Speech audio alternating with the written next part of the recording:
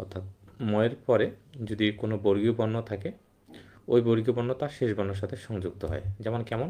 যেমন স যোগ কা, সম যোগ কা। আমরা যদি দেখি যে সম যোগ কা, তাহলে ময়ের পর কি আছে? ক বর্গ আছে। তাহলে ক বর্গের শেষ বর্ণ কি? ক বর্গের শেষ বর্ণ আমরা দেখতে পাচ্ছি ক, খ, গ, ঘ, কি? উম। ক, খ, গ, ঘ, উম। তার মানে ময়ের পর যদি কোনো বর্গীয় বর্ণ থাকে, অর্থাৎ বর্গীয় বর্ণ আমরা জানি, হ্যাঁ, এই বর্গীয় বর্ণগুলো যদি থাকে তাহলে ওই বর্গীয় বর্ণ তার শেষ বর্ণের সাথে যুক্ত হয়। তাহলে ময়ের পরে যদি কোনো বর্গীয় বর্ণ থাকে, তাহলে ক বর্গ আছে, তাহলে ক বর্গের শেষ বর্ণ হচ্ছে উম, তাহলে উমর সাথে বসবে। তাহলে সংখ্যাটা হচ্ছে এই জন্য স উময় কয় আকা সংখ্যা। তাহলে সন্ধি বিচ্ছেদটা আমরা দেখতে পাচ্ছি এরকম যে ময়ের পর আছে ধ, তাহলে আমরা জানি ধয়ের শেষ বর্ণ ত, থ, দ, ধ, দন্তান্ন ত, থ, দ, ধ এবং দন্তান্ন, শেষ বর্ণ হচ্ছে দন্তান্ন। তার মানে দন্তান্নর সাথে যুক্ত হয়েছে যে। তাহলে আমরা দেখতে পারলাম যে সন্ধি সন্ধি এমন একটা বিষয় যে দুটি পদ থাকতে হবে এবং দুটি পদের পূর্বপদের হবে শেষ বর্ণ। আমরা দেখতে পাচ্ছি পূর্বপদের শেষ বর্ণ হচ্ছে এটা। তাহলে আমরা খুব চমৎকারভাবে শিখে ফেললাম যে সন্ধি শব্দের অর্থ কী? সন্ধি শব্দের অর্থ মিলন। কি মিলন করে? এরা ধ্বনি না বর্ণের মিলন করে? দুইটাই রাইট। ধ্বনিরও মিলন হয় এবং বর্ণেরও মিলন হয়, কিন্তু অ্যাপ্রোপ্রিয়েট হচ্ছে ধ্বনি। আর ধ্বনি যদি না থাকে তাহলে বর্ণ দাগানো যাবে। তাহলে সন্ধির যে মিলন করে দুইটি পদের, পূর্বপদের শেষ বর্ণ এবং পরপদের প্রথম বর্ণ। তাহলে আমরা এখানেও দেখতে পাচ্ছি যে এখানে ম এবং ধ এই দুইটার সন্ধি বিচ্ছেদ হয়েছে। অর্থাৎ ময়ের পর যদি ধ হয়, এই ধয়ের কাজ কি? ধ এই মকে তুলে দিয়ে এই ধয়ের শেষ বর্ণ যে ত, থ, দ, ধ, দন্তান, এই দন্তান্নর সাথে যুক্ত হয়। একইভাবে সংখ্যা আমরা দেখতে পাচ্ছি যে এখানে শেষ বর্ণ হচ্ছে ম, পূর্বপদের শেষ বর্ণ ম, আর পরপদের প্রথম বর্ণ হচ্ছে ক। তাহলে ম এবং কয়ের একটা সন্ধি হচ্ছে। এটা সন্ধিটা কি? এই ময়ের পর যদি ক বর্গ থাকে, অর্থাৎ ক বর্গে যদি কোনো বর্ণ থাকে ময়ের পরে, তাহলে সে কী করে? সে এই মকে তুলে দিয়ে তার শেষ বর্ণের সাথে যুক্ত করে। তাহলে শেষ বর্ণ কি? তাহলে আমরা দেখতে পাচ্ছি যে কয়ের শেষ বর্ণ ও, এই জন্য ওর সাথে যুক্ত হয়েছে। আশা করি আমরা এটা যেহেতু ব্যঞ্জন সন্ধির উদাহরণ, এটা আমরা ব্যঞ্জন সন্ধিতে এই জিনিসগুলো শিখব। যেহেতু আজকের আলোচনা বিষয় আমাদের স্বরসন্ধি, হ্যাঁ, স্বরসন্ধি বিষয়গুলো আমরা আলোচনা করব। তবে আমরা সন্ধির বিশ্লেষণ করতে গিয়ে আমাদের যতটুকু লাগলো ততটুকু আমরা আলোচনা করলাম। তাহলে আজকে আমরা স্বরসন্ধির চমৎকার কিছু কৌশল নিয়ে আলোচনা করব। স্বরসন্ধি আমরা প্রথম ক্লাসটা শেষ করেছি। যারা প্রথম ক্লাসটি পাননি তাদেরকে প্রথম ক্লাসটি ভালো করে ফেলতে হবে, তাহলে সেই দ্বিতীয় ক্লাসটি ভালো বুঝতে পারবে। তাহলে সন্ধি হচ্ছে মিলন, দুটি ধ্বনি বা বর্ণের মিলন করে। ধ্বনি এবং বর্ণের মিলনটা কিভাবে করে সেটা আমরা আলোচনা করে ফেললাম। যে পূর্বপদের দুইটা পদ থাকতে হবে, একটা পূর্বপদ একটা পরপদ, পূর্বপদের শেষ বর্ণ এবং পরপদের আদি বর্ণ। তারপর এটার হচ্ছে আমাদের রুলটা তখন আমাদের মনে রাখতে হবে যে শেষ বর্ণটা এবং পূর্বপদের যে শেষ বর্ণটা এবং পরপদের যে বর্ণটা আছে এরা কী জন্য একসাথে যুক্ত হবে। অর্থাৎ দুইটা বর্ণ থাকবে না, দুইটা মিলে একটা বর্ণ হইতে হবে। দুইটা বর্ণ মিলে একটা হইতে হবে। আমরা এর আগের দিন দেখছি যে বিদ্যা যোগালয়, বিদ্যা যোগালয় আমরা দেখছি যে পূর্বপদের শেষ বর্ণ আ দেখতেছি, বিদ্যা যদি আমরা উচ্চারণ করি তাহলে শেষে কিন্তু আয় আসে। যেহেতু আলয় পর্বতের শুরুতে আমরা দেখতে পাচ্ছি আ, তাহলে আমরা জানি দুইটা থাকবে না, দুইটা মিলে একটা হবে। তখন দুইটা মিলে একটা হয়ে গেল এই যে বিদ্যালয়। এই কারণে সন্ধি কি? দুটি ধ্বনির বা বর্ণের মিলন করে। আশা করি সবাই বুঝতে পেরেছেন। আচ্ছা, আজকে আমরা আলোচনা করব কোনো শব্দে যদি দিহিকার থাকে, দিহিকার, এই দিহিকারটা কি করে? এই দিহিকারটা দুইটা বর্ণকে তো সংযুক্ত করবে বা দুইটা ধ্বনিকে সংযুক্ত করবে। এরা সংযুক্ত করে রস্বই অথবা দীর্ঘই। পূর্বপদের শেষে রস্বই অথবা দীর্ঘই আমাদের নিয়ে আসতে হবে। ওকে, তারপর পরপদের আদিতে আমাদের রস্বই অথবা দিহিকার আনতে হবে। যদি আনতে পারি তাহলে কিন্তু আমাদের ওই দিহিকার দিয়ে সন্ধি বিচ্ছেদটা আমাদের রাইট হয়ে যাবে। আশা করি আমরা যখন আলোচনা করব তখনই আপনি চমৎকারভাবে বুঝে ফেলবেন। দেখুন কিভাবে। ধরেন আপনি মুখস্থ টাইপের একটা আমি আলোচনা করি, তাহলে আপনি বুঝতে পারবেন। ধরেন রবীন্দ্র, এটা আমাদের সবারই জানা আছে রবীন্দ্র। আচ্ছা, তাহলে আমাদের কাজ হচ্ছে এখানে আমরা শব্দের মধ্যে আমরা দিহিকার খুঁজে পেয়েছি। আচ্ছা, দিহিকার কি করে? দিহিকার রস্বই অথবা দীর্ঘিকার অথবা রস্বই অথবা দীর্ঘিকার, এই দুইটা বর্ণকে সংযুক্ত করে একটা বর্ণ গঠিত হয়। তাহলে দীর্ঘিকার কি? রস্বইকার দীর্ঘিকার অথবা রস্বইকার দীর্ঘিকার। তার মানে আমরা দেখি, প্রথমে আমরা করি রস্বই দিয়ে করি। আচ্ছা, রবি এটা লিখলাম। আচ্ছা, তারপরে আমরা কি করলাম? ইন্দ্র নিলাম। প্রথমে এই রুলটা খাটাইলাম। ওকে, এই রুলটা খাটাইলাম, রবি যোগ ইন্দ্র নিলাম। আবার আবার আমরা পরে আরেকটা রুল নিলাম যে রবি রবি যোগ ইন্দ্র, পরে একটা নিলাম ইন্দ্র। আচ্ছা, তাহলে আমরা চমৎকারভাবে শিখলাম যে দীর্ঘিকার এই যে বর্ণটা আছে, এই বর্ণটা কি করে? দুইটিকে সংযুক্ত করতে পারে, রস্বইকার রস্বইকার অথবা দীর্ঘিকার দীর্ঘিকার। তাহলে আমরা রস্বইকার রস্বইকার হলে এরকম হয়, যদি আমরা শেষে যদি রস্বইকার নেই রবি, আর শুরুতে যদি রস্বইকার নেই ইন্দ্র, তাহলে রবি যোগ ইন্দ্র হচ্ছে, এখানে রবি যোগ ইন্দ্র হচ্ছে। এরপরে আপনাকে যেটা জানতে হবে আপনাকে শব্দের অর্থ জানতে হবে। যদি শব্দের অর্থ না পারেন তাহলে কিন্তু সন্ধি বিচ্ছেদটা আপনাকে মুখস্থ করতে হবে, এবং শব্দের অর্থ আপনাকে জানতে হবে। শব্দের অর্থ জানলে হবে কি, আপনি বাংলা ব্যাকরণ পড়ে আনন্দ পাবেন, মজা পাবেন, প্লাস আরেকটা বিষয় আপনি বুঝতে পারবেন খুব চমৎকারভাবে। সেটা কি? সেটা হচ্ছে আপনি চমৎকারভাবে আপনি সমার্থক শব্দ যে আছে, সমার্থক শব্দ, অর্থাৎ আপনার বাংলা ব্যাকরণের যে জ্ঞান ভাণ্ডার, অর্থের যে জ্ঞান ভাণ্ডার, সেটা বিকশিত হবে। তখন আপনি যে কোনো বিষয় পড়ে বুঝতে পারবেন। কোনো জায়গায় যদি বক্তব্য দিতে চান, সমার্থক শব্দ ব্যবহার করে আপনি বক্তব্য দিতে পারেন। কোনো কিছু লিখতেছেন, লেখার ক্ষেত্রে আপনি সমার্থক শব্দ অনেকগুলো জানা থাকলে আপনি ব্যবহার করতেছেন, তার মানে আপনাকে পাণ্ডিত্য একটা প্রকাশ পাবে। তার মানে অবশ্যই বাংলা ডিকশনারি যে আমাদের আছে এই কারণেই রয়েছে, আপনি প্রচুর পরিমাণ শব্দের অর্থ জানতে পারবেন। আচ্ছা, তাহলে দেখেন আমরা তখন জানবো যে আচ্ছা, আমরা তো দুইভাবেই হয়ে এটা, দীর্ঘিকার সময় রসিকা রসিকা দীর্ঘিকা রসিকা, তখন আমরা দেখবো যে রবি শব্দের অর্থ আছে কিনা। হ্যাঁ, রবি শব্দের অর্থ আছে কিন্তু এই রবি শব্দের অর্থ মানে সূর্য। সূর্য। অনেকেই অনেক কবি রবি এই শব্দটা তার কবিতার মধ্যে ব্যবহার করছে, তখন আপনি বুঝতে পারলেন যে রবি মানে কি? সূর্য। আর এই ইন্দ্র মানে হচ্ছে দেবরাজ, অর্থাৎ স্বর্গ মর্ত যে আছে হিন্দু ধর্মে, সেই হিন্দু ধর্মের যে দেবতাদের, যিনি দেবতার রাজা, তাকে বলা হয় দেবরাজ। তাহলে দেবরাজকে ইন্দ্র। আর এই রবির এই অর্থ আমরা কিন্তু পাই না বাংলা ডিকশনারিতে, এবং ইন্দ্র এর অর্থ পাই না। সেক্ষেত্রে আমরা তখন দেখতেছি যে না, যে কখনো যদি আমরা রবীন্দ্রনাথের সন্ধি বিচ্ছেদ মুখস্থ না করি, তাহলে আমরা অর্থ জেনেও আমরা বের করতে পারতেছি যে সূর্য এবং ইন্দ্র এই দুইটার অর্থ যদি স্বতন্ত্র অর্থ রয়েছে, এই জন্য রবীন্দ্রের সন্ধি বিচ্ছেদ এটাই হবে। তার মানে এটা আর হচ্ছে না। ধরেন আপনাকে আমি বললাম যে এটার মানে কি, আপনি জানেন না। দেখেন, ফণীশ্বর মানে কি আপনি জানেন না। দেখেন, পরীক্ষা আসলো ফণীশ্বর, ফণীশ্বর শব্দের অর্থ কী, এটা কিন্তু অনেক পরীক্ষা আসছে। এই যে দেখেন, রবি এর সমার্থক শব্দ কি? রবি এর সমার্থক শব্দ কিন্তু সূর্য। অনেক পরীক্ষা আসছে। তাহলে দেখেন, আপনাকে ফণীশ্বর এর অর্থ আপনাকে বললাম যে ফণীশ্বর শব্দের অর্থ কী। আপনি কিন্তু ধরেন যে আপনার যার জানা আছে সে জানলো, মুখস্থ আছে বললো, যার জানা নেই সে পারলো না। কিন্তু আপনি সন্ধি বিচ্ছেদ দিয়ে যদি এটা পূর্ণাঙ্গ অর্থ বের করতে চান, আপনি কিন্তু করতে পারবেন। দেখেন, আপনার কাজ কি, আপনার ফণীশ্বর মানে এখানে দীর্ঘিকার আছে, দীর্ঘিকার মানেই হচ্ছে কি? রসিকার দীর্ঘিকার অথবা রসিকার দীর্ঘিকার, এই তো। তাহলে আমরা দুইটাই লিখি। তাহলে ফণি, আমরা এটা আগে লিখলাম ফণি, তারপর দিলাম, আমরা প্রথমে দীর্ঘিকার দুইটাই লিখে নিই, ফণি যোগ ঈশ্বর দিলাম, ফণি যোগ ঈশ্বর। এবার আরেকটা রুল আমরা জানি যে এটা মানে দীর্ঘিকারও হয়, রসিকার রসিকার হয়। তাহলে ফণি ফণি প্লাস ঈশ্বর। আচ্ছা, যেহেতু ঈশ্বর শব্দটা আমরা পরিচিত, ঈশ্বর মানে বিধাতা, সৃষ্টিকর্তা, তার মানে এরকম অর্থ নাই, এরকম কোনো অর্থ নেই, তার মানে এটা নেই, এটার অর্থ আছে, তার মানে এটা রাইট হবে। এখন ফণির অর্থ জানতে হবে যে ফণির অর্থ এটা আছে না এটা আছে।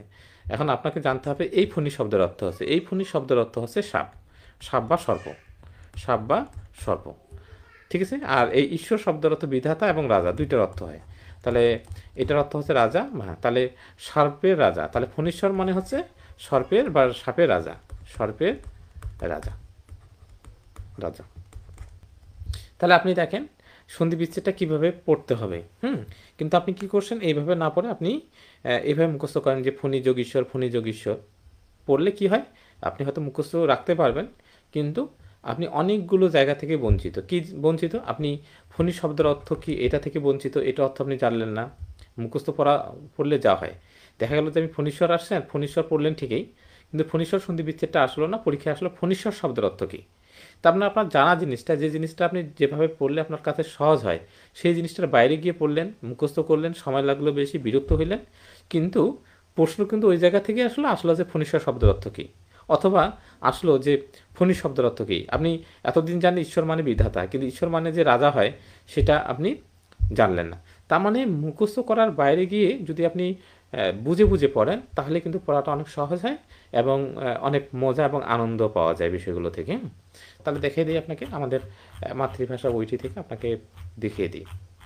তাহলে দেখেন, এই যে আপনার কৌশল, দীহিকার সময় কি, দীহিকার সমান সমান কি, রসিকার দীহিকার হতে পারে অথবা রসিকার দীহিকার হতে পারে। তারপর আপনি দুইভাবে করলেন, যে আপনি দুইটা রুল খাটাবেন, অর্থাৎ আপনি রসিকার দীহিকার দিয়ে করবেন। হ্যাঁ, তাহলে রবি, আপনি প্রথমে আমরা প্রথম রুলটা খাটাইছি, যে রবি প্রথমে হচ্ছে কি, অর্থাৎ রসিকার রুলটা খাটালাম, আর এখানে খাটালাম কি, এখানে খাটাইছি দীহিকার প্লাস দীহিকার। তাহলে রসিকার রুল খাটানোর পর রবি যোগ ইন্দ্র আসতেছে, আর দীহিকার যদি আমরা রুল খাটাই, এই দীহিকার সমান সমান, তাহলে আমরা কিন্তু এইটা আছে। তার মানে এই দুইটার কোনো অর্থ নেই, এই যে ভুল, এটা ভুল। আর এখানে রবি মানে যে সূর্য এবং ভাস্কর, তাহলে রবির আরেক শব্দ আছে সূর্য বা ভাস্কর। ভাস্কর শব্দ মানে হচ্ছে সূর্য, সূর্য মানে হচ্ছে রবি, আর ইন্দ্র মানে দেবরাজ। তাহলে আপনি চমৎকারভাবে এটা শিখে ফেললেন, আর এটার অর্থ নেই। একইভাবে পরীক্ষা আপনি শিখতেছেন, দেখেন। আচ্ছা, তাহলে দেখুন এখানে, তাহলে পরীক্ষা, তাহলে এই আমরা এখানে দীহিকার সমান সমান খাটাইছি, হয় আপনাকে রসিকার খাটাচ্ছি একবার, রসিকা দীহিকার খাটাইছি, আর অথবা কি আপনাকে রসিকা, মূলটা হচ্ছে রসিকার, প্রথমে রসিকার দীহিকার আপনি নিতে পারেন, রসিকার দীহিকার নিলেন, রসিকার দীহিকার নিলাম, অথবা রসিকা দীহিকার নিলাম। এই হচ্ছে আমাদের রুল ছিল। আমরা দুইভাবে মিলাইতে পারি। আচ্ছা, রসিকা দীহিকার, তাহলে আমরা দেখতেছি পরিযোগীক্ষা আর পরিযোগীক্ষা। তা আমরা দেখতেছি যে এইটার অর্থ আছে, পরি মানে ব্যাপ্তি, আর ইক্ষ মানে হচ্ছে দেখা, অর্থাৎ পূর্ণাঙ্গভাবে দেখা, চতুর্দিক থেকে দেখা, সেটাই হচ্ছে পরীক্ষা। পরীক্ষা বিধাতা বা ঈশ্বর যখন কাউকে পরীক্ষা করেন, উনি চতুর্দিকে কি করে, সৎ কতটুকু, যখন সতের পরীক্ষা করা হয়, সব দিক থেকে উনি কিন্তু পরীক্ষা করে, পরীক্ষার দিক থেকে উনি কোনো কমতি রাখে না, চতুর্দিকে পরীক্ষা করে। তারপর সে যে পরীক্ষায় উত্তীর্ণ হয়, তারপর না সে বেহেস্তে যেতে পারবে, সে না তারপর স্বর্গে যেতে পারবে, গোলক বৃন্দাবনে যেতে পারবে, ঠিক না। তার মানে ঈশ্বরের কাছে বা বিধাতার কাছে যদি আমরা পৌঁছতে চাই, তার কাছে যদি যেতে চাই, তাহলে আমাদেরকে চতুর্দিক থেকে পরীক্ষা করবে, পরীক্ষা করার পরে দেন, তারপর যদি আমরা দেখি যে হ্যাঁ, যদি দেখে যে হ্যাঁ ইনি সত্যিকারের ইমানদার, তাহলে ওনাকে নিয়ে যাবে। আর আমরা তো মানুষ, আমরা কোনো কাউকে একটা দুইটা দিয়ে টেস্ট করলাম, দেখলাম যে নাকি খারাপ, ওকে সাথে সাথে বাদ দিলাম, কিন্তু না। এই কারণে ঈশ্বর এমন পরীক্ষা উনি করে, মানুষের একটা গুণের কারণে সে বেহেশতে চলে যেতে পারে, আবার অনেকগুলো গুণ ভালো তার, কিন্তু এমন একটা গুণ তার খারাপ, ওই একটা গুণের জন্য সে কখনো বেহেশত পাচ্ছে না। এরকমও অনেকগুলো বিষয় দেখা যায়। তাহলে পরীক্ষাটা হচ্ছে ব্যাপ্তভাবে দেখা, মানে চতুর্দিক থেকে ভাবে দেখে যেটা করা হয় সেটা হচ্ছে পরীক্ষা। বা আমরা ডাক্তারের কাছে যখন যাই, যখন উনি যে পরীক্ষা দেন, টেস্টগুলো যখন রিপোর্টগুলো আসে, পুঙ্খানুপুঙ্খানুভাবে উনি দেখার পর তারপর না উনি ট্রিটমেন্টটা ভালো করে করতে পারবে। আর যে ডাক্তার পরীক্ষা ভালো করে বুঝবে না, রিপোর্ট ভালো করে বুঝবে না, ভালো করে ওগুলোর ইনফরমেশনগুলো সে ভালো করে পড়েনি, তাহলে তো সে ভালো কখনো ডাক্তার হতে পারবে না। তো যাই হোক, তাহলে আমরা ফণিশ্বত্ব এটার ব্যাখ্যা দিয়ে দিছি। পৃথ্বীন্দ্র, এই পৃথ্বীন্দ্র এটার আমরা দেখছি পৃথ্বী যোগ ইন্দ্র, এটার অর্থ আছে। তার মানে এই রুল হয়েছে দীর্ঘই এবং রস্বই, এইটা। আর এখানে আমরা যখন রস্বই এবং দীর্ঘই দিই, তখন কিন্তু দুইটার অর্থ আসে না। তাহলে পৃথ্বী যোগ ইন্দ্র, পৃথ্বী মানে পৃথিবী, আর ইন্দ্র মানে দেবরাজ। তাহলে এই যে আমরা চমৎকারভাবে পাইলাম। এবার আরেকটা রুল শিখতে চাই, দেখেন এটা আমরা শিখি। দেখেন, এ সমান সমান আমাদের যদি কোথাও কোনো শব্দের মধ্যে এ থাকে, তার পরিবর্তে আমরা অ অথবা আ নিতে পারি, অথবা রস্বই অথবা দীর্ঘ, এটা যদি আমরা নিতে পারি, সঠিকভাবে বসাইতে পারি, তাহলে কিন্তু আমাদের সন্ধি বিচ্ছেদটা হয়ে যাবে। দেখেন, ধরুন আপনাকে বলা হলো দেবেশ মানে কি, দেবেশ মানে কি, আপনি দেবেশ মানে জানেন না, আপনি শব্দার্থ জানবেন, তারপর আপনাকে বলতে হবে বাংলা ডিকশনারিতে। কিন্তু আপনি দেবেশ মানে কি, এটা সন্ধি বিচ্ছেদের মাধ্যমেও কিন্তু আপনি দেবেশ মানে কি এটা খুব চমৎকারভাবে আপনি শিখতে পারবেন। খুব চমৎকার একটা তথ্য আমি দিচ্ছি, দেখেন দেবেশ। তাহলে দেখেন, আমরা যদি সন্ধি বিচ্ছেদটা করি আমরা দেখি যে আমরা পূর্বপদে অথবা আ নিতে পারবো। তার মানে আমরা নেই দেব নেই আর দেবা নেই। আচ্ছা, দেব আর দেবা। প্রথমে আমরা যদি এই দুইটা দিক হাঁটাই তাহলে দেব হয় আর দেবা হয়। আচ্ছা, তারপর কি হতে পারে? তারপর আছে তালিবর্ষ আছে। আচ্ছা, একারটা কি? একারটা আমাদের রসই অথবা দীর্ঘিকার করতে হবে, এই তো। আচ্ছা, তাহলে আমরা প্রথমে নিলাম আমরা এখানে দেখি ইস নিলাম, ইস। আর এখানে নিলাম ইস, এটা নিলাম। এবার আমরা দেখতেছি যে এই ইস মানে কি আর এই ইসের কোনো অর্থ নেই। এই ইস মানে হচ্ছে স্বামী, একটা অর্থ হয়। একটা হয় ঈশ্বর, ইস মানে ঈশ্বর। আবার ইস মানে হয় স্বামী ঈশ্বর, আরেকটা হয় রাজা, আরেকটা হয় অধীশ্বর। তাহলে অধীশ্বর তাহলে ইসের কিন্তু অনেকগুলো অর্থ। আচ্ছা, তার মানে এই ইসের কোনো অর্থ নেই। তাহলে এই ইসের অর্থ কি? এই ইসের অর্থ স্বামী হয়, ঈশ্বর হয়, রাজা হয় এবং অধীশ্বর হয়। এগুলো আপনাকে জানতে হবে। আর জানলে হবে কি, এগুলো আপনি সমার্থক শব্দে অনেক ভালো করতে পারবেন। তাহলে তাহলে ইসের সমার্থক শব্দ কতগুলো? স্বামী হয়, ঈশ্বর হয়, রাজা হয় এবং কি অধীশ্বর হয়। রাজা হয় এবং কি অধীশ্বর হয়। আচ্ছা, আর এটা হচ্ছে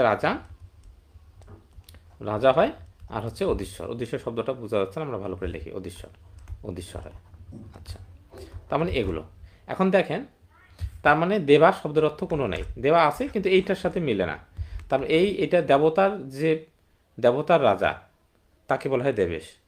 দেবতার ঈশ্বর বা দেবতার রাজা। হ্যাঁ, তাহলে দেবেশ হচ্ছে, তাহলে এখানে আসতেছে, তাহলে এইটা আসতেছে, তাহলে দেবলোক। দেবলোক মানে স্বর্গকে বলা হয়। তাহলে দেবতার রাজা, এখানে কি আমরা স্বামী বলবো? দেবতার স্বামী না, দেবতার ঈশ্বর হতে পারে। হ্যাঁ, এটা অর্থ হতে পারে, দেবতার ঈশ্বর হতে পারে, দেবতার ঈশ্বর এটা হতে পারে। আবার কি হতে পারে? দেবতার অধীশ্বর হতে পারে, দেবতার রাজা হতে পারে, দেবতার রাজা হতে পারে। তার মানে দেবেশ শব্দের অর্থ আমরা পাইলাম দেবতার ঈশ্বর, দেবতার রাজা, দেবতার অধীশ্বর হতে পারে, কিন্তু স্বামী অর্থ হয় না। আচ্ছা, তাহলে স্ত্রীবাচক হইতে, স্বামী হতে গেলে স্ত্রীবাচক হইতে হইতো। স্বামী কার হয়?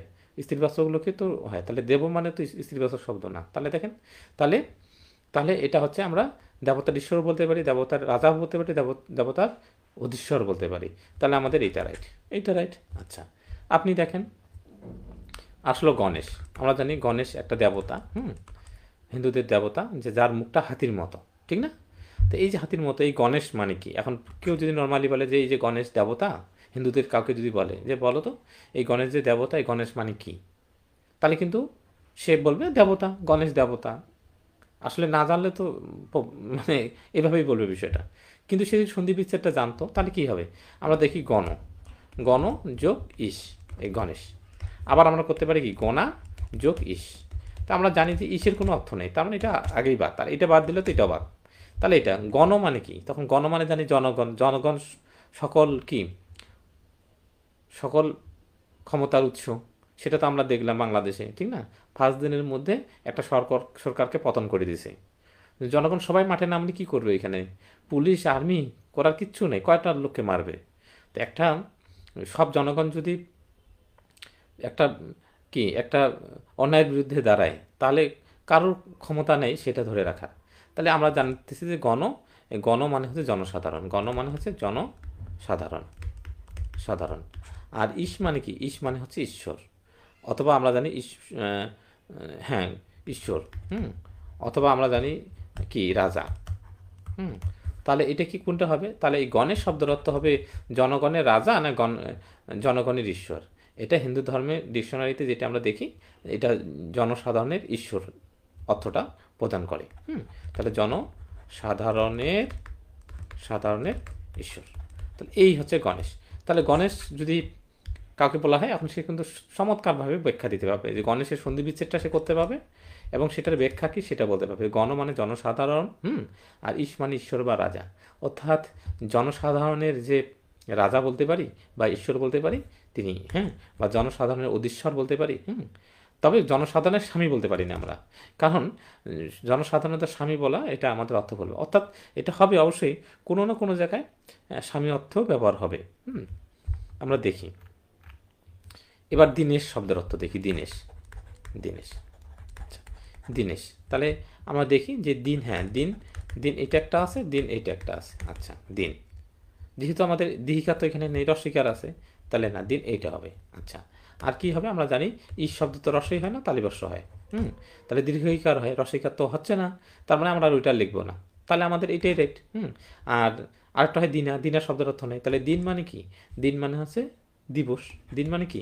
দিবস। যদি বলি যে একটা দিনের সময়কাল কত, তখন আপনারা কি বলবেন যে আচ্ছা একটা দিনের সময়কাল, তাহলে তাহলে তো অবশ্যই সূর্যোদয় থেকে সূর্যোদয় এক্স্যাক্টলি যদি জানতে চান যে দিন শব্দের অর্থ কী, দিন শব্দের অর্থ হচ্ছে দিবস। দিবস মানে কি? যদি জানতে চান দিনের সময়কাল কত, তাহলে আমি তখন বলতে হবে আমাকে যে সূর্যোদয় থেকে সূর্যাস্ত পর্যন্ত যে সময়, সূর্যোদয় থেকে সূর্যাস্ত পর্যন্ত যে সময়টা, এই সময়টাই হচ্ছে একটা দিন। এবং বড় দিন ছোট দিন আছে না, কোনো সময় দিন বড়, কোনো জায়গায় দিন ছোট, এটা তো এক্স্যাক্টলি বলা যাবে না, তবে এতটুকু বলা যাবে একটা সূর্যোদয় যখন হবে এবং সূর্যাস্ত যে হবে, এই সময়ের যে সময়টা সেটাই হচ্ছে একটা দিন। আর তার মানে ইস মানে এখন আমরা কী ধরবো? ইস মানে আমরা জানি, ইস মানে হচ্ছে আমরা ইস মানে হচ্ছে কি বলি, আমরা জানি যে রাজা। আচ্ছা, তাহলে দিনের রাজা এটা অর্থ হতে পারে। আচ্ছা, দিনের স্বামী হবে, দিনের স্বামী এটা হবে না। আচ্ছা, দিনের কি একটা নিয়ন্তা হতে পারে না? নিয়ন্তা মানে অধীশ্বর, যেটাকে অধীশ্বর একটা মাত্র হচ্ছে নিয়ন্তা। তার মানে আমরা কিন্তু দিনের শব্দের অর্থ এইটা ভালো হয় যে কি দিনের যে নিয়ন্তা, অর্থাৎ দিনের যে রাজা, দিনের রাজা এটা অর্থ আসে না। অর্থাৎ এই যে সময়ের মধ্যে যে নিয়ন্ত্রণ করে সেটাই তো দিনেশ, অর্থাৎ এই সময়ের মধ্যে যে নিয়ন্ত্রণ করে, তার মানে ওই সময়টার মধ্যে আমাদের সূর্যোদয় থেকে সূর্য অস্তর যে সময়টা, ওই সময়ের যে নিয়ন্তা সেটাই হচ্ছে দিনেশ। তাহলে এটা এইভাবে আমরা চমৎকারভাবে শিখে ফেললাম। তার মানে দিনের শব্দের অর্থ যদি কাউকে বলা যায় তাহলে সে কিন্তু এখন বলতে পারবে সন্ধি বিচ্ছেদের মধ্যে, আপনাকে বললে আপনারা কিন্তু পাবেন। আচ্ছা, নিয়ন্তা। আচ্ছা, এই তো অসাধারণ। আচ্ছা, আপনারা বুঝতে পারতেছেন কি না? আচ্ছা, ধন্যবাদ স্যার আসিফ আজাদ। আচ্ছা, আচ্ছা, তারপরে আমাদের কমেন্ট তেমন নাই আমাদের, আপনারা সবাই বুঝতে পারতেছেন। সবাই বুঝতে পারলে আপনারা ইয়েস লেখেন। আমরা এভাবে লেকচারটা এগিয়ে যাব এবং খুব আনন্দের সাথে শিখব। সন্ধি বিচ্ছেদ আমরা কখনোই মুখস্থ করে যাব না। দিন যোগিস, দিনেশ। এতে কি হবে? এতে আপনি অনেক জ্ঞানের আহরণ থেকে বা জ্ঞানের যে পিপাসা, এখান থেকে বিচ্যুতি হয়ে অনেক দূরে যাবেন। আর এই কারণে আমরা প্রত্যেকটা পৃষ্ঠা ধরে ধরে আলোচনা করতেছি এবং খুব সময় দিতে হবে এই জায়গাগুলোতে। তাহলে আমরা অনেক ভালোভাবে শেষ করতে পারবো। এবার আমরা একটা রুল শিখব, এ সমান সমান আ প্লাস রস্বই, দীর্ঘ। এই রুলটা দিয়ে আমরা এখন শিখব। অর্থাৎ আমরা তো জানি যে এ মানে অ বা আ হয়, অথবা কি হয়, রস্বই বা দীর্ঘিকার হয়। এই যে এখন দেখি আমরা এই রুলটা দিয়ে আমরা খাটাই কোনটা হচ্ছে আমাদের, কোনটা প্রযোজ্য হচ্ছে। আচ্ছা, প্রথমে ধরলাম যে রমেশ।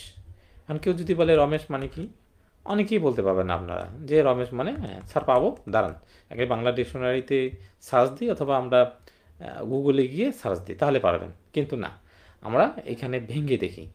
আচ্ছা, দেখি আমরা রমেশ কি হয়। আমরা জানি যদি আকার লিখি তাহলে হয় রমা, আর যদি অ দিই তাহলে হবে রম, তাহলে রম হবে। আচ্ছা, তারপর জানি একার ইস বানান আমরা আগেই শিখে ফেলছি, ইস বানান এইটা, ইস বানান আর কখনো এটা না, এটা মানে অর্থ নেই, এটা আমরা জানি। তাহলে এটা রাইট, এটা ভুল, তাহলে এটা হবে না। তাহলে আমরা জানি রমা যোগ ইস রমেশ, সন্ধি বিচ্ছেদটা হয়ে গেল, রমা যোগ ইস রমেশ।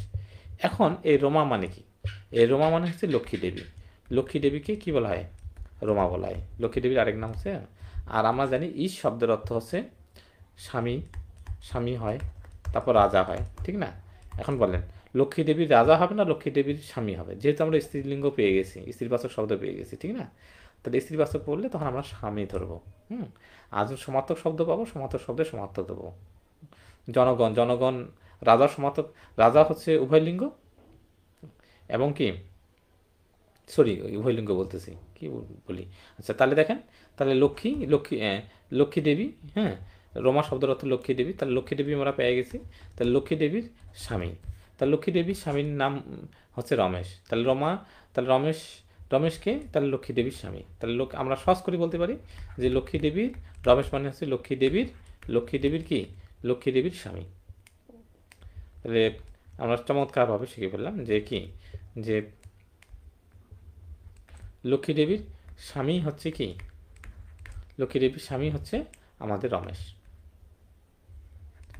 তাহলে চমৎকারভাবে আমরা শিখে ফেললাম যে রমেশ শব্দের অর্থ হচ্ছে লক্ষ্মী দেবীর স্বামী। কীভাবে পেলাম দেখেন, সন্ধি করে করে, রোমা যোগ ইস রমেশ, রোমা যোগ ইস রমেশ। হ্যাঁ, তাহলে রোমা মানে হচ্ছে লক্ষ্মী দেবী, আর লক্ষ্মী দেবীর স্বামী, আর লক্ষ্মী দেবীর স্বামী যেহেতু, তাহলে এনার তো অবশ্যই একটা নাম আছে, প্রত্যেকটা স্বামীর নাম আছে না। এখন প্রত্যেকটা কি, প্রত্যেকটা মেয়ে যদি বিয়ে করে তার স্বামীর নাম আছে না, তাহলে লক্ষ্মী দেবী যেহেতু বিয়ে করছে তার স্বামী পেয়েছে, তাহলে এই স্বামীর নাম কি, এই লক্ষ্মী দেবীর স্বামীর নাম হচ্ছে নারায়ণ। কি নাম? নারায়ণ। নারায়ণের আরেক নাম কি? আরেক নাম হচ্ছে বিষ্ণু। বিষ্ণুর আরেক নাম কি? বিষ্ণুর আরেক নাম হচ্ছে কৃষ্ণ। কৃষ্ণের আরেক নাম কি? রাম। অর্থাৎ যুগে যুগে অবতার হয়েছে। তাহলে বিষ্ণু, নারায়ণ, কৃষ্ণ, রাম এরা একই, হ্যাঁ, একই, এক এক যুগে একভাবে আসছে। নারায়ণ রূপে আসছে, বিষ্ণু রূপে আসছে, কৃষ্ণ রূপে আসে, রাম। ত্রেতাতে রাম আসছে, কৃষ্ণতে দাপরে আসছে, আর বিষ্ণু হচ্ছে গোলক বৃন্দাবনে থাকে, উনি ওইখান থেকে চিন্ময় অবতারে উনি পৃথিবীতে আসেন।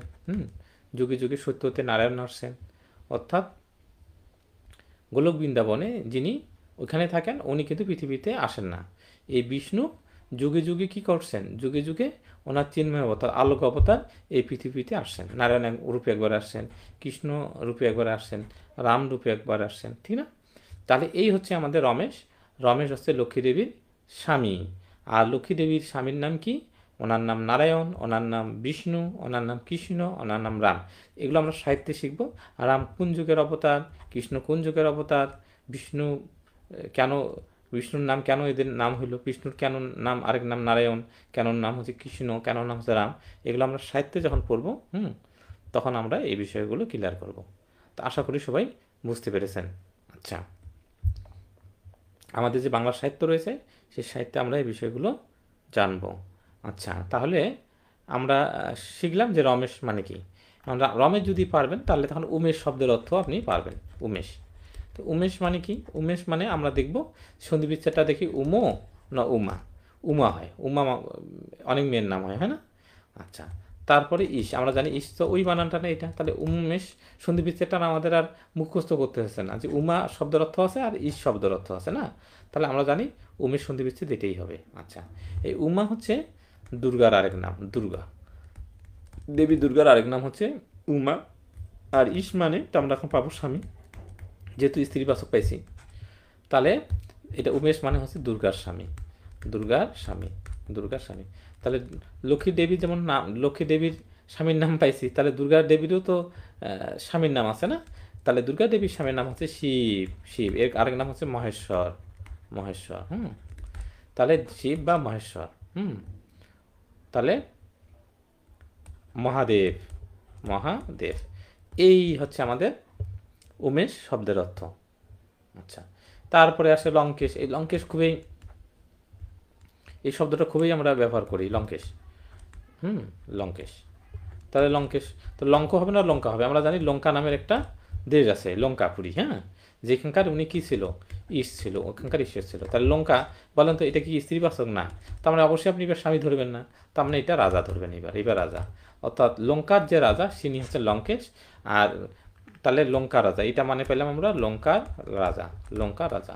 এখন একটা রাজার তো নাম থাকে, এই লঙ্কা রাজার নাম হচ্ছে রাবণ, অর্থাৎ ত্রেতা যুগে যিনি রাবণ হিসাবে বিখ্যাত ছিলেন, রাবণ, রাম সীতা রাবণ, এই যে, তাহলে এই যে আপনি চমৎকারভাবে বিষয়গুলো হচ্ছে। এখন লঙ্কেশ মানে কি আপনাকে যদি বলে, তাহলে আপনি ব্যাখ্যা দিতে পারবেন যে স্যার বলছে লঙ্কেশ মানে লঙ্কা যোগ ইস, লঙ্কেশ, লঙ্কা মানে ওই দেশটার রাজা, ওই দেশের রাজা লঙ্কা। তার এই রাজার নাম আছে না, প্রত্যেকটা দেশের তো একটা রাজা ছিল, সেই রাজা তো নাম ছিল, ছিল না? আমরা ইতিহাস দেখলে বুঝতে পারি যে দিল্লির রাজা ছিল, ছিল না?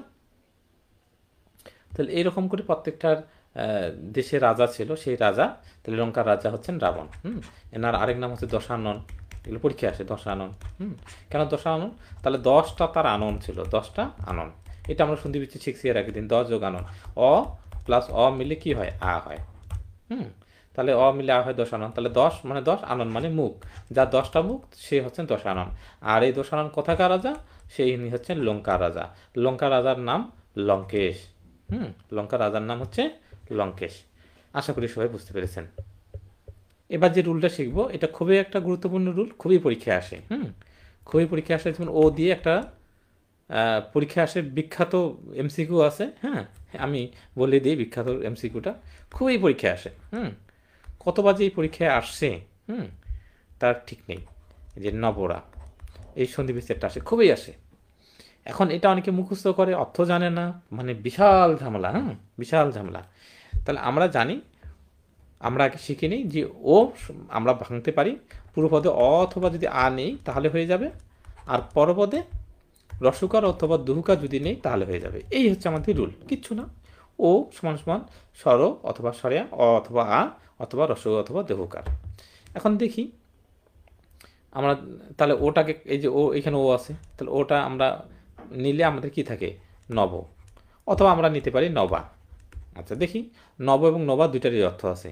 এখন পরের অর্থটার সাথে মিল আছে কোনটা সেটা আমরা দেখি। আচ্ছা, তারপরে আর কি থাকলো এখানে, আমরা জানি এই যে ঢয় শূন্যর আকারটা থাকে, এইখানে ঢয় শূন্য আকারটা থাকে। এখন আমরা নিই প্রথমে একটা রস্যকার নিই, হ্যাঁ, তারপরে দুহুকার প্রথমে নিই, তারপর রস্যকার নিই।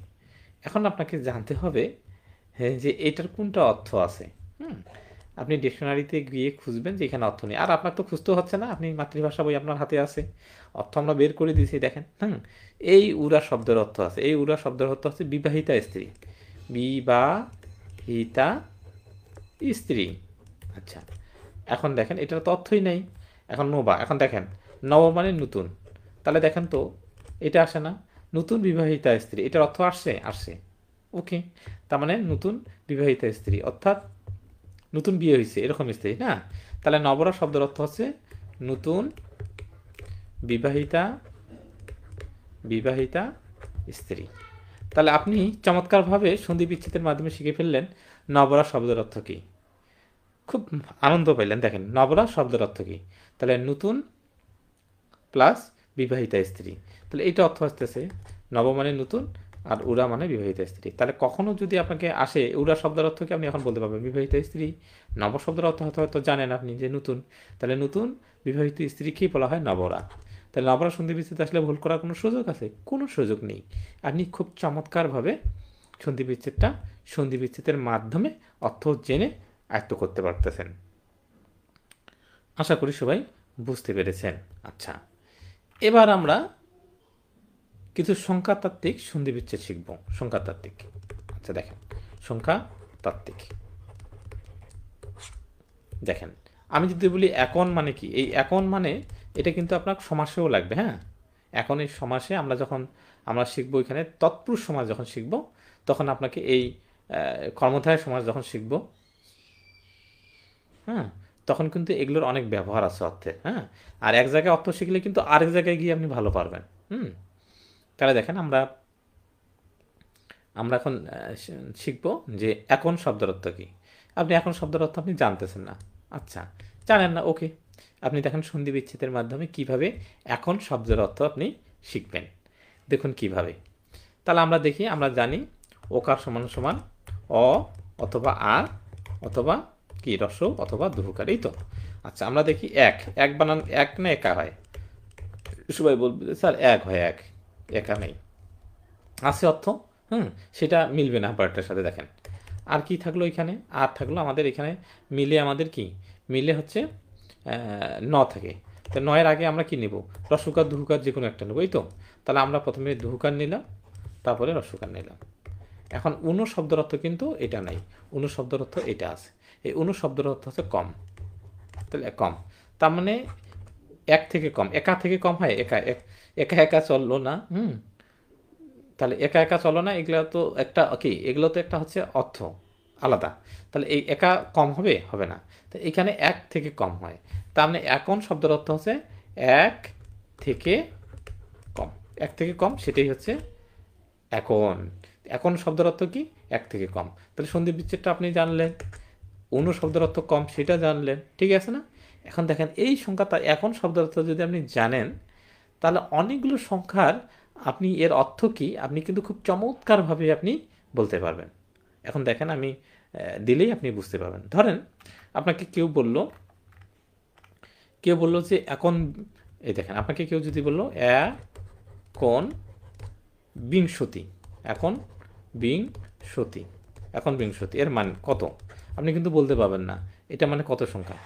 এটা ক নাম্বার দিল যে 15, 16, 17, 18, 19, 20, তাহলে এই কোনটা সংখ্যা? তাহলে আপনি যদি এটার সন্ধি বিচ্ছেদটা এখন করে ফেলেন, দেখেন তাহলে আপনি কি করেন দেখেন, তাহলে এখন শব্দের অর্থ আপনি জানেন, এখন মানে হচ্ছে কম, প্লাস বিংশতি করেন, বিংশতি, বিংশতি মানে কি 20, তাহলে 20 থেকে 1 কম, তাহলে কত হয় 19, তার মানে এটা মানে হচ্ছে 19, এখন বিংশতি মানে হচ্ছে 19, তাহলে আপনি পারলেন।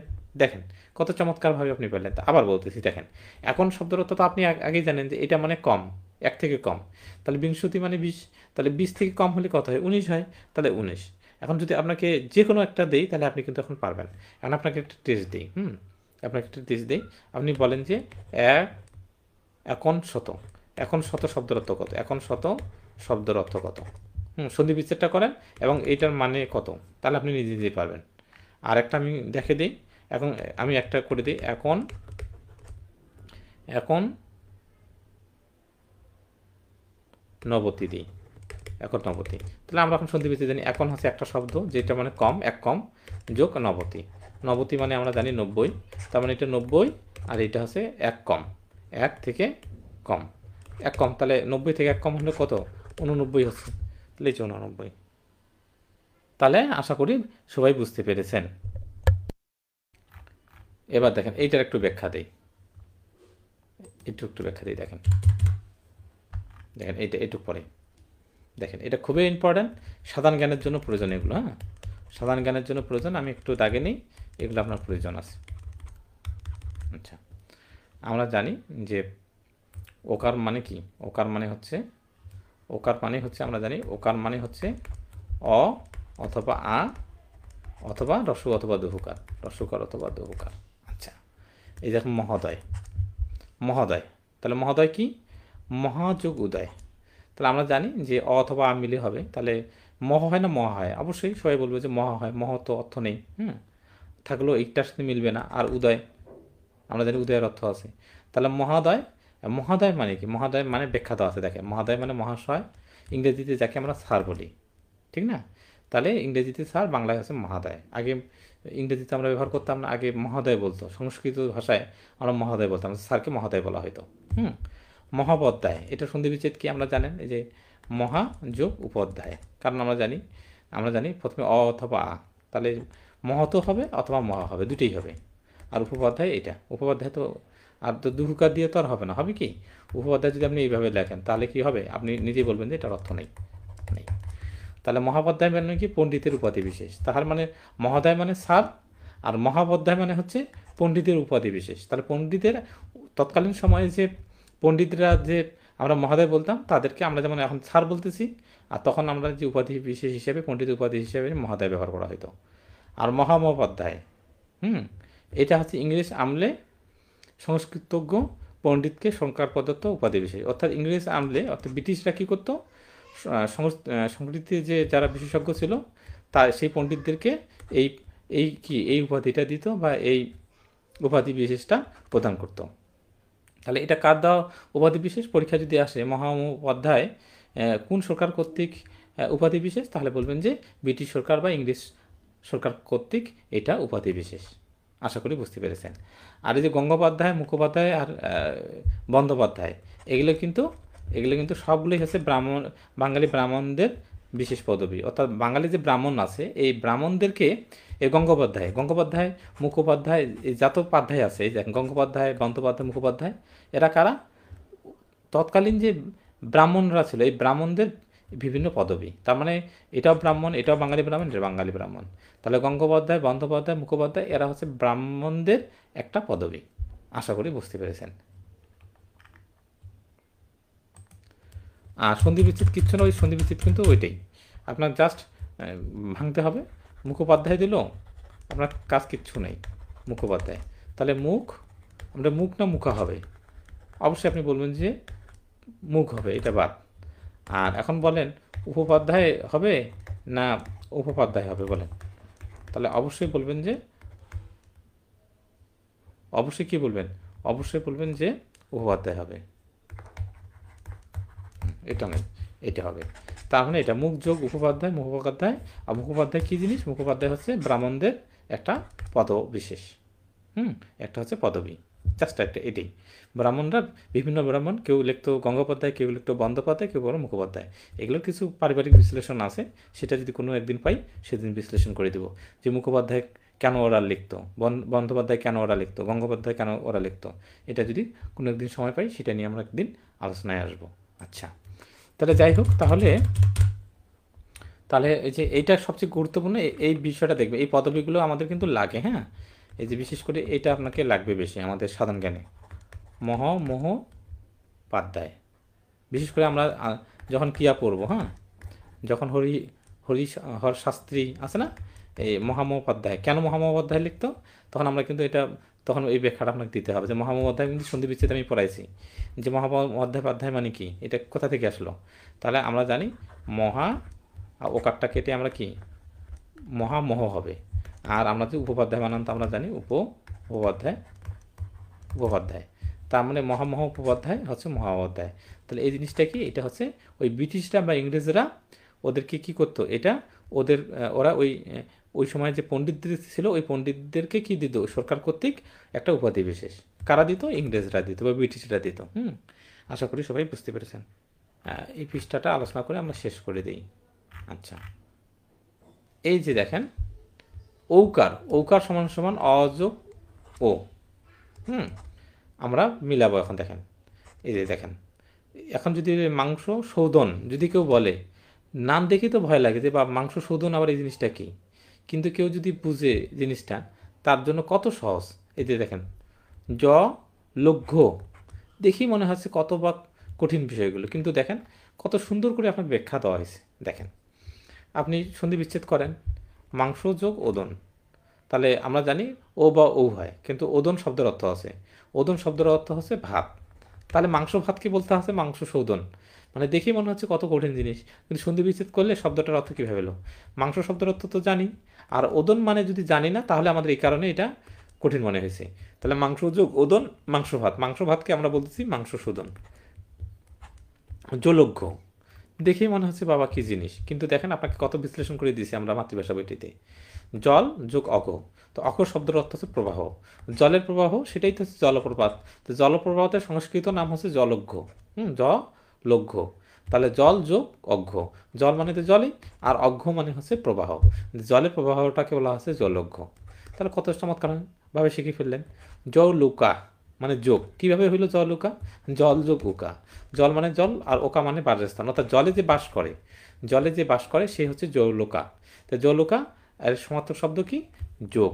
তাহলে জলৌকা শব্দের অর্থ জলে বাসস্থান, অর্থাৎ জলে যে বাস করে তাহলে যুক্ত জলে বাস করে। তাহলে দেখেন কত চমৎকার হয়ে দিছি।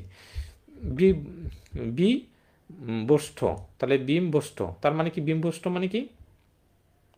বিম্বষ্ঠ মানে হচ্ছে, আমরাকে দেখে নেই বিম্ব আর উষ্ঠ। বিম্ব মানে কি? বিম্ব মানে হচ্ছে তেলাকুচা ফল, তেলাকুচা এক ধরনের ফল আছে, হ্যাঁ, সেই ফলটাকে বলা হচ্ছে তেলাকুচা। আর উষ্ঠ মানে ঠোঁট, অর্থাৎ তেলাকুচা ফলের ন্যায় রক্তবর্ণের ঠোঁট। তাহলে এই শব্দটা কিন্তু অনেক জায়গায় আমাদের লাগবে, এটা ভালো করে মাথায় রাখেন। কত জায়গায় লাগবে পরবর্তীতে আমি দেখে দিব যে বিম্বষ্ঠ মানে কি। হ্যাঁ, বিম্বষ্ঠ মানে কি? তেলাকুচা ফলের ন্যায় রক্তবর্ণ ঠোঁট। তাহলে আমরা সন্ধি বিচ্ছেদ আছে বিম্ব যোগ উষ্ঠ, তাহলে আমরা অবশ্যই বলবো না বিম্বা, আর অবশ্যই বলবো না উষ্ঠাও, এটার অর্থ হয়ে আসে না, এটা অর্থ হয়ে আসে না, এটা অর্থ আসে, তাহলে এটাই হয়।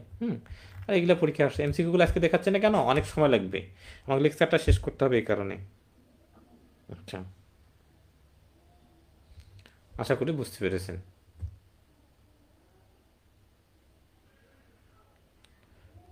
আচ্ছা,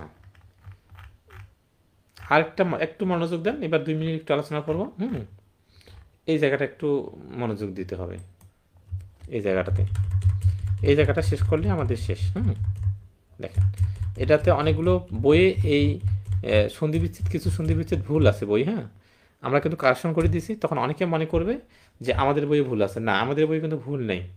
ওই যে বইগুলো গতানুগতিক ধারার যে বইগুলো, হ্যাঁ, সেই বইগুলোতে এগুলো ভুল আছে। আচ্ছা, প্রথমে আপনাকে ঔষধ আর ঔষধি এই জিনিসটা বুঝতে হবে। এটা আমাদের মাতৃভাষা বইয়ের একটা পৃষ্ঠা নিয়ে আলোচনা করতেছি। হ্যাঁ, এটা খুব মনোযোগ দেন। এটা হচ্ছে আমাদের 116 নম্বর পৃষ্ঠা। 116 নম্বর পৃষ্ঠাটা, এই সন্ধি বিচ্ছেদগুলো অনেক বইয়ে ভুল আছে। হ্যাঁ, অনেক বইয়ে ভুল আছে, আমরা কিন্তু কারেকশন করে সঠিক করে দিছি। এই কারণে অনেকে এই জায়গাটাতে বিভ্রান্তিকরের মধ্যে পড়বেন। আপনাকে অভয় দিই যে আমরাই সঠিক দিয়েছি। অনেক বই যদি ভুল থাকে তাহলে সেগুলো ভুলেই আছে এখানে। হ্যাঁ, এবং অনেক বাংলা ডিকশনারিতে এই জায়গাগুলোতে ভুল আছে। আচ্ছা, কেন ভুল আছে? তখন ওই সময় ওগুলো ঠিক ছিল। এখন আধুনিক বাংলা ডিকশনারি যেটা, সেটাতে যেভাবে করা আছে আমরা সেভাবে রাইট করার চেষ্টা করেছি। একটু মনোযোগ দিন। ওষুধ মানে কি? ওষুধ মানে আমরা জানি যে কি, রোগ নিরাময় ও প্রতিরোধের জন্য প্রযুক্ত দ্রব্যাদি, অর্থাৎ এক কথায় মেডিসিনটা আমরা ভালো বুঝি আর কি। তোমার কি হয়েছে? জ্বর হয়েছে, মেডিসিন খাইছো, মানে মেডিসিন দিয়ে বুঝতে পারি যে এটা একটা ওষুধ। ওষুধ জিনিসটা কি? রোগ নিরাময় ও প্রতিরোধের জন্য প্রযুক্ত দ্রব্যাদি, অর্থাৎ রোগ প্রতিরোধ ক্ষমতা যদি আমাদের কমে যায় তাহলে তো আমাদের রোগ হয়, সেই প্রতিরোধ থেকে রক্ষার জন্য আমাদের ওষুধ খেতে হয়। এই কারণে ওষুধের মানে সমার্থক শব্দটা আছে রোগ নিরাময়, রোগ থেকে কী করবে? নিরাময় করবে, এবং প্রতিরোধক হিসাবে এই দ্রব্যাদিটা ব্যবহার হয়। তাহলে আশা করি এই মেডিসিন মানে কি সেটা বুঝতে পেরেছেন, বা ওষুধ মানে কি এটা বুঝতে পারছেন। অর্থাৎ রোগ থেকে নিরাময় করবে, অর্থাৎ আর কি করবে? প্রতিরোধক করবে, অর্থাৎ যদি আমরা প্রতিরোধ কমে যায় সেটা থেকে ওষুধ দিয়ে আমরা সেটা থেকে আমরা সারিয়ে তাকে সুস্থ করবে, এবং সেই রোগ থেকে তার যে শরীরের যে জীবাণু বা আছে সেটার বিরুদ্ধে গিয়ে কাজ করে। আচ্ছা, যেমন অ্যান্টিবায়োটিক। আচ্ছা, তাহলে যাই হোক, আমরা মোটামুটি ওষুধ শব্দটার অর্থ বুঝলাম। আর ঔষধিটা কি? ঔষধিটা কিন্তু যে সকল গাছগাছড়া থেকে ওষুধ প্রস্তুত হয়, অর্থাৎ মেডিসিন তৈরির উপাদান। অর্থাৎ এইচ প্লাস যে ওষুধটা আছে, এইচ প্লাস এটা হচ্ছে আমাদের কি, এটা হচ্ছে আমাদের ঔষধ। আর এই যে মেডিসিনটা তৈরি করতে যে ওইখানে আমাদের যে উপাদানগুলো লাগে সেগুলো হচ্ছে ঔষধি। অর্থাৎ এখন তো আমরা স্মার্টভাবে পাচ্ছি ওষুধগুলো, আগে তো প্রাচীন যুগ থেকে যে ব্যবস্থা ছিল সেখানে তো এই অবস্থা ছিল না। কবিরাজরা কী করতো? জঙ্গলে যাইতো, সেই জঙ্গল থেকে গিয়ে সেই ওইখান থেকে ওই গাছগাছড়া থেকে কি সরাসরি ওষুধ তৈরি করতো। আর এখন তো আমরা কেমিক্যাল দিয়ে মেশিনের মাধ্যমে তৈরি করে ফেলতেছি। তাহলে মেডিসিনটা আমরা এখন আর দেখতে পাই না, এখন আমরা সরাসরি কি ওষুধ পেয়ে যাই, মেডিসিনটা পেয়ে যাই। তার মানে উপাদান, ওষুধ তৈরির যে উপাদান সেটা হচ্ছে ঔষধি। আর ওষুধ তো আমরা বুঝে ফেলছি, মেডিসিনটা হচ্ছে ওষুধ, আর মেডিসিন তৈরির যে উপাদান সেগুলো হচ্ছে ঔষধি। আশা করি ওষুধ এবং ঔষধি বিষয়টা বুঝতে পেরেছেন। আশা করি সবাই বুঝতে পেরেছেন। আচ্ছা, তাহলে আমরা বুঝে ফেলছি। তাহলে ওষুধ বুঝলাম এবং ওষুধি বুঝলাম। এখন যখন সন্ধি বিচ্ছেদগুলো আসবে, যদি আপনি এটা না বুঝেন তাহলে কিন্তু আপনি এটা তখন পারবেন না। মহৌষধ, তার মানে মহৌষধ শব্দের অর্থ হচ্ছে উত্তম ঔষধ। যে মহৌষধ শব্দের অর্থ কি? উত্তম ঔষধ। তাহলে উত্তম ঔষধ কি? তাহলে মহাযোগ ঔষধ। তার মানে এখানে সন্ধি বিচ্ছেদটা ঔষধি দিয়ে হবে না, ওষুধ দিয়ে হবে। তাহলে মহা যে ঔষধ সেটা হচ্ছে মহৌষধ, মানে উত্তম ঔষধ। পরম ঔষধ, পরম যোগ ঔষধ। উত্তম ঔষধ, উত্তম যোগ ঔষধ। তাহলে ঔষধ লাগতেছে। ঔষধ মানে ওই যে মেডিসিনটা, যে পরম মেডিসিন, উত্তম মেডিসিন, আর হচ্ছে দিব্য মেডিসিন।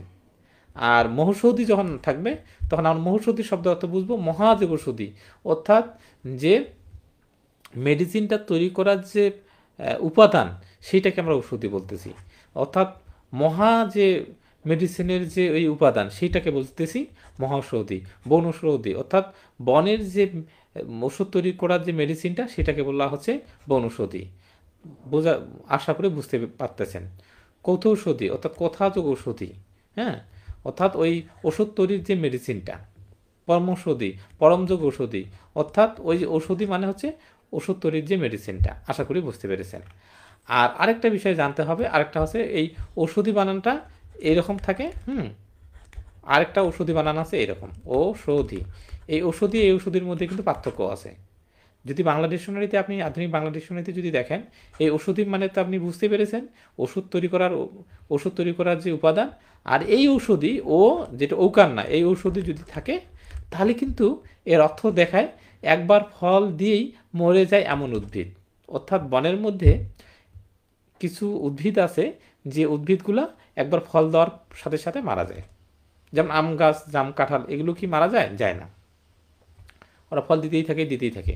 কিন্তু কিছু কিছু উদ্ভিদ আছে যে উদ্ভিদগুলো একবার ফল দিয়েই মারা যায়, সেটার আরেক নাম হচ্ছে ঔষধি। বানানটা কি?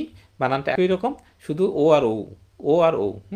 যখন ও হবে তখন ওইটা হবে যে একবার ফল দিয়ে মারা যায়, আর যখন ওকার হবে তখন কিন্তু ঔষধি শব্দের অর্থ হচ্ছে কিন্তু মেডিসিন তৈরির উপাদান। এই যে জায়গাটাতে আমাদের ভুল আসে, এই যে মহৌষধি, এটা সন্ধি বিচ্ছেদ অনেক জায়গায় এটা আছে, মহাযোগ ঔষধি, এটা কিন্তু ভুল। বনৌষধি, বনযোগ ঔষধি, এটা ভুল। কেন ভুল সেটার ব্যাখ্যা দেওয়া আছে, দেখেন। আচ্ছা, এগুলো দেওয়া আছে। আধুনিক বাংলা ব্যাকরণে মহৌষধি শব্দের সন্ধি বিচ্ছেদ মহাযোগ ঔষধি, কিন্তু প্রাচীন অনেক আধুনিক বাংলা ব্যাকরণে কিন্তু এটা রাইট দেওয়া আছে, মহাযোগ ঔষধি দেওয়া আছে। কিন্তু অনেক অভিধান ও মৌলিক লেখকের বইয়ে মহাষধি শব্দের সন্ধি বিচ্ছেদ দেওয়া আছে মহাযোগ ঔষধি। কেন এটা কেন ভুল সেটার আমরা এখন অর্থে বিবেচনা করি, তাহলে বুঝতে পারবো। দেখুন কিভাবে। ঔষধি আমরা শিখলাম যে ওষুধ হচ্ছে যে সকল গাছগাছড়া থেকে ওষুধ প্রস্তুত করা হয়, অর্থাৎ মেডিসিন তৈরির উপাদান। আর ঔষধি শব্দের অর্থ হচ্ছে একবার ফল দিয়ে মরে যায় এমন। এটা আমরা কিছুক্ষণ আগে শিখছি, এই দুটোর অর্থ আমরা শিখলাম। এখন আপনি যদি অর্থ মিলান, মহৌষধি মহাযোগ ঔষধি আর মহৌষধি মহাযোগ ঔষধি, এখন বলেন এটা এটা কোনটার অর্থ মিলতেছে? অর্থ মিলতেছে কি? মহাযোগ ঔষধি, অর্থাৎ যে ঔষধ তৈরির ওষুধ তৈরির যে মেডিসিনের যে উপাদান সেটা হচ্ছে ঔষধি। আর এটা কি? এটা হচ্ছে যে গাছ একবার ফল দিয়ে মারা যায়। তার মানে এটার অর্থ কি? এটার অর্থ আস্তে আস্তে মহা, যে ফল একবার, যে গাছ একবার ফল দিয়ে মারা যায়, এটার অর্থ দিয়ে কি মিলতেছে? মিলতেছে। কিন্তু এটা এমন একটা মেডিসিনের উপাদান যেটা মহা উপকারী, ঠিক না? এই দিক থেকে এটার অর্থ আসতেছে, কিন্তু এটার অর্থ আসতেছে না। এটার অর্থ আসতেছে কি? মহা, এমন এক মহা যে একবার কি, যে একবার ফল দিয়ে মারা যায়, অর্থটা এরকম আসে, ঠিক না? তার মানে আমাদের এই অর্থটা কিন্তু আসে না, এই কারণে এইটাই আসে। এই জন্য আধুনিক বাংলা ডিকশনারি অনুপাতে আমাদের এই অর্থটাই দাগানো নিরাপদ। কিন্তু অপশনে যদি দুইটি থাকলে তাহলে আপনি কোনটা দাগাবেন? এখন অপশনে যদি দুইটাই থাকে তাহলে আপনি অবশ্যই এইটা দাগাবেন, মহাযোগ ঔষধি। কিন্তু যদি এইটা অপশনে না থাকে তখন আপনি এটাই দাগাইতে পারবেন। তখন ওই যে ভুলটাই মনে করতে হবে যে ভুলটাই করছেন স্যার। তা আবার বলতেছি, অপশন যদি দুইটাই থাকে তাহলে আপনাকে এইটা দাগাইতে হবে, প্রথমটা দাগাইতে হবে। আর যদি অপশনে যদি এটা না থাকে তাহলে আপনাকে এটা দাগাইতে হবে। তাহলে বুঝতে হবে যে টিচার প্রশ্ন করছে তিনি হয় এটা জানেন না, অথবা বই থেকে উনি পুরাতন বই থেকে করছে, জানেন, কিন্তু পুরাতন বই থেকে করার কারণে পুরাতন এটাই রাইট হবে। কিন্তু আধুনিক ডিকশনারি অনুপাতে আমাদের এটাই রাইট। আশা করি সবাই বুঝতে পেরেছেন। আজকে এই পর্যন্তই, সবাইকে অসংখ্য ধন্যবাদ।